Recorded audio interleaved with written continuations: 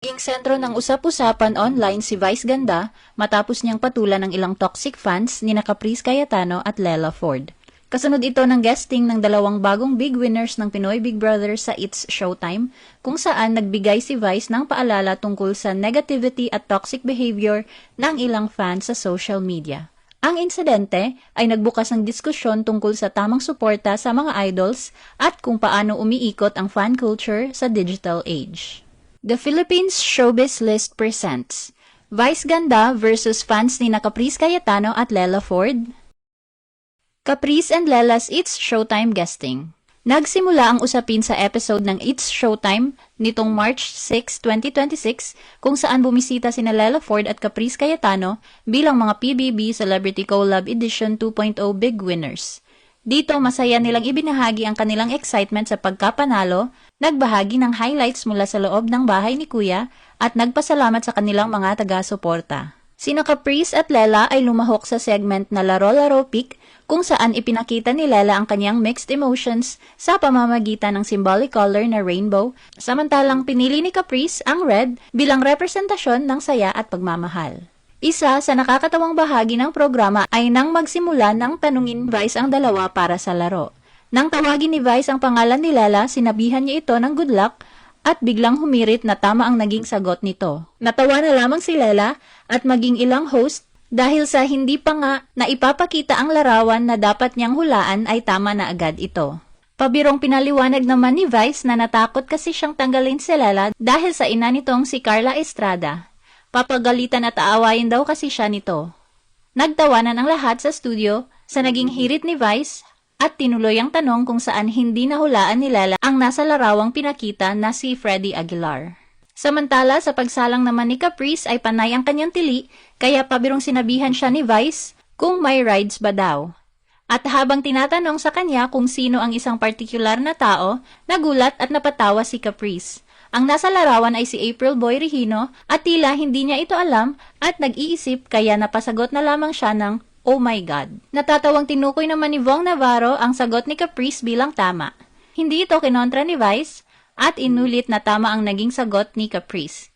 Dito na humirit si Vice na waring nagpaalala na mas mainam pangaraw na tanggapin ang sagot kesa ibash siya ng mga followers ni Caprice. Vice reminds Caprice, Lela, and their fans to stay positive amid negativity. Sa programa, nagbigay rin ng mensahe si Lela at Caprice sa kanilang fans, hinihikayat silang patuloy na sumuporta at abangan ang kanilang mga susunod na proyekto sa showbiz. Wala mang sabihin, kaya naman ginamit niya ang pagkakataong iyon habang kasama ang dalawa upang magbigay ng payo. Hinikayat niya sina Lela at Caprice na i-enjoy ang kanilang tagumpay at huwag masyadong mag-focus sa negatibong komento sa social media.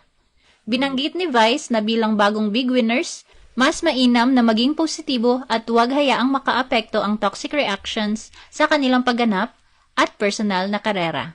Pinayuhan niya rin silang maging maingat sa kanilang public interactions at huwag magpadala sa mga chismis o haka-haka na maaaring magdulot ng stress. Bilang bahagi ng kanyang mensahe, nagbigay din ng paalala si Vice sa mga fans. Sinabi niya na pinahahalagahan niya ang lahat ng fans, ngunit pinaalalahanan niya ang mga ito na maging mabait, makatao at mapayapa sa kanilang pakikitungo sa iba.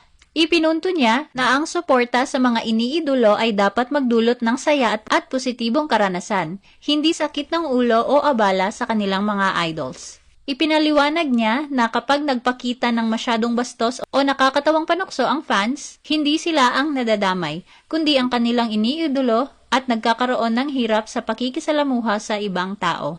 Kaya naman ayon kay Vice, mahalagang ipaalala sa fans na maging peace-loving, mabait at masaya sa kanilang pamamaraan ng suporta upang ang kanilang pagmamahal ay nakakatulong at hindi nakakasagabal. Vice Ganda calls out toxic PBB fans. Nagawa ni Lela at Caprice na bumuo ng malalakas at malalaking fanbase at bilang mga tagahanga, palagi nilang nararamdaman ang pangangailangang alagaan ang kanilang mga iniidolo. Madalas nilang tinutuligsa o kinokondena ang sinumang gumagawa ng mali o nakakasakit laban sa kanilang mga iniidolo at palagi silang naroon upang ipagtanggol ang mga ito. Kaya naman matapos ang guesting ng dalawang big winners, katulad ng inaasahan, kanya-kanya nang labas ng saloobin ang kanilang mga fans. May mga fans na agad na pinuntirya si Vice at sinabing siya raw mismo ang nagpapakalat ng hate kina Caprice at Lela. May ilang tinukoy ang naging asal ni Vice kay Caprice kung saan binigyang kahulugan nila ang sinabi niya na gawing tama na lamang ang sagot ni Caprice kesa mabas pa siya ng mga fans nito. Lumalabas nga raw na may pinapaboran si Vice at walang iba na ito ay si Lela, lalo na't malapit siya sa ina nitong si Carla at kapatid na si Daniel Padilla. Tila alam ni Vice ang nangyayari at napuno na ito sa bangayan ng dalawang fandom. Sa X, agad siyang naglabas ng serye ng mga post kung saan tinawag niya ang pansin ng ilang toxic fans ng Pinoy Big Brother. Pinuna niya ang ilang tagahanga na umano'y nagpapakalat ng maling impormasyon at gumawa ng hindi kinakailangang drama na may kinalaman sa mga housemates ng programa. Ayon kay Vice, marami raw sa mga fans ng PBB housemates ang nagiging toxic at nagpapakita ng mababang antas ng functional literacy. Dahil dito, napabuntong hininga na lamang umano ang staff ng It's Showtime tuwing nagiging guest ang mga housemates sa programa. Sa halip na maging excited ang production team, nagiging dahilan pa ito ng stress dahil may mga fans na nagrereklamo o gumagawa ng isyo kahit sa maliliit na bagay. Nilinaw din ni Vice ang isang kumakalat na pahayag online na nagsasabing ninang siya ni Lela.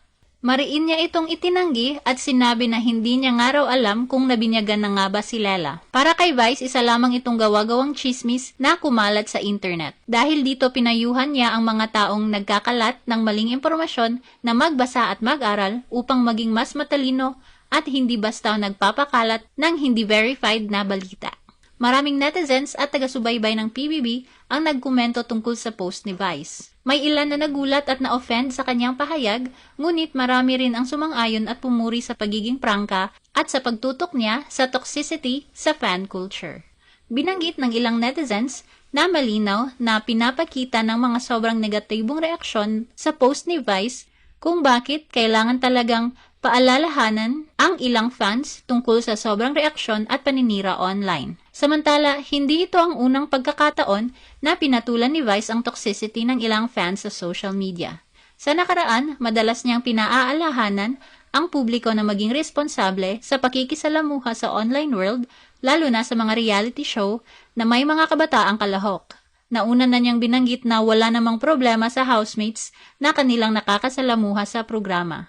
Ang problema raw ay ang fans na pilit hinahanapan ng butas ang mga host para i-bash kapag hindi nila nagustuhan ang pangungulit o hirit ng mga host sa iniidolo nilang housemates. Ano ang masasabi mo sa video na ito? Mag-like o mag-react at huwag mahiyang mag-comment. For our YouTube viewers, huwag kalimutan mag-subscribe at i-hit ang notification button. At para sa aming Facebook viewers, mag-like at follow sa aming Facebook page para updated ka sa mga showbiz chika. Thanks for watching!